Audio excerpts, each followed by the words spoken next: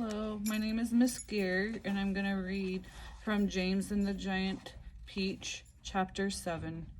The two women and the small boy stood absolutely still on the grass underneath the tree, gazing up at the extraordinary fruit.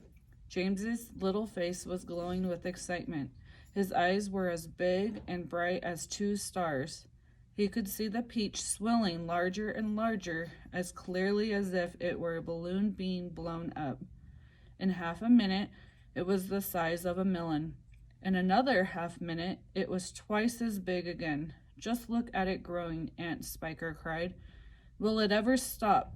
Aunt Sponge shouted, waving her fat arms and starting to dance around in circles. And now it was so big it looked like an enormous butter-colored pumpkin dangling from the top of the tree. Get away from that tree trunk, you stupid boy, Aunt Spiker yelled. The slightest shake, and I'm sure it'll fall off.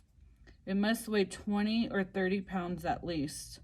The branch that the peach was growing upon was beginning to bend over further and further because of the weight.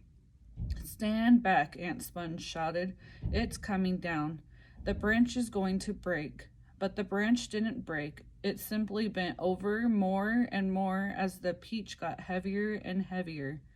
And still, it went on growing. In another minute, the mammoth fruit was as large and round as fat as Aunt Sponge herself, and probably just as heavy. It has to stop now, Aunt Spiker yelled. It can't go on forever. But it didn't stop. Soon it was the size of a small car and reached halfway to the ground. Both ants were now hopping around and around the tree, clapping their hands and shouting all sorts of silly things in their excitement. Hallelujah, Aunt Spiker shouted. What a peach, what a peach. Terrifico, Aunt Sponge cried out. Magnifico, splendicifico, and what a meal. It's still growing. It's still growing. I know. As for James, he was so spellbound by the whole thing that he could only stand and stare and murmur quietly to himself. Oh, isn't it beautiful? It's the most beautiful thing I've ever seen. Shut up, you little twerp, Aunt Spiker snapped, happening to overhear him. It's none of your business. That's right, Aunt Sponge declared. It's got nothing to do with you whatsoever. Keep out of it. Look, Aunt Spiker shouted. It's growing faster than ever now. It's speeding up. I see it, Spiker. I do. Bigger and bigger grew the peach. Bigger and bigger and bigger.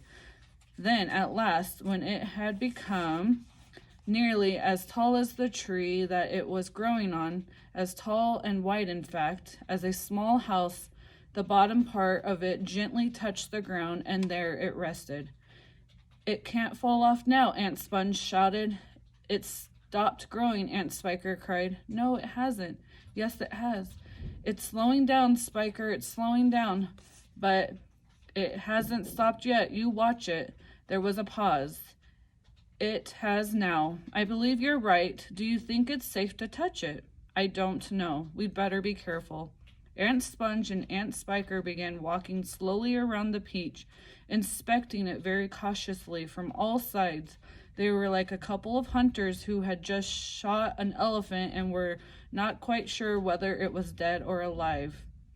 And the massive round fruit towered over them so high that they looked like midgets from another world beside it. The skin of the peach was very beautiful, a rich buttery yellow with patches of brilliant pink and red. Aunt Sponge advanced cautiously and touched it with the tip of her finger. It's ripe, she cried. It's just perfect. Now, see here, Spiker. Why don't we go and get us a shovel right away and dig out a great big hunk of it for you and me to eat? No, Aunt Spiker said, not yet. Why ever not? Because I say so. But I can't wait to eat some, Aunt Sponge cried out. She was watering at the mouth now, and a thin trickle of spit was running down on the side of her chin. My dear Sponge, Aunt Spiker said slowly, winking at her sister and smiling a sly, thin-lipped smile. There's a pile of money to be made out of this, if only we can handle it right. You wait and see.